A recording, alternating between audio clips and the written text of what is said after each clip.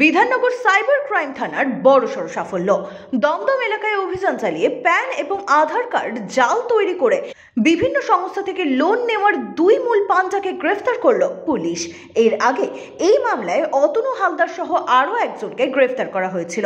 অতনুকে জিজ্ঞাসাবাদ করে জানতে পারে ধৃত দুজন জাল প্যান ও আধার কার্ড তৈরি করত।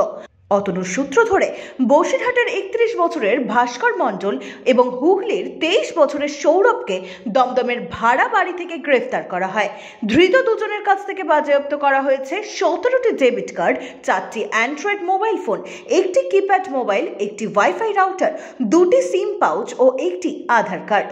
প্রসঙ্গত, চলতি বছরের জুলাই মাসে বাজাজ ফাইন্যান্সের কর্মী অর্ণব মণ্ডল সাইবার ক্রাইম থানায় প্রতারণার অভিযোগ দায়ের করেন। অতনু হালদারের নামে অভিযোগ দায়ের হয়। ফ্লেক্সি লোন নিতে গিয়ে তিনি যে নথি জমা করেছিলেন সেগুলো ভুয়ো বলে জানা যায়। এরপরেই তদন্ত শুরু হয়, গ্রেফতার হন অতনু। তারপর আরও দুজনকে গ্রেফতার করা হয়। ধৃতদের আজ আদালতে তোলা হবে। বিষয়টির পূর্ণাঙ্গ তদন্ত চালাচ্ছে পুলিশ। ব্যুরো রিপোর্ট, এক্সপোজ বার্তা।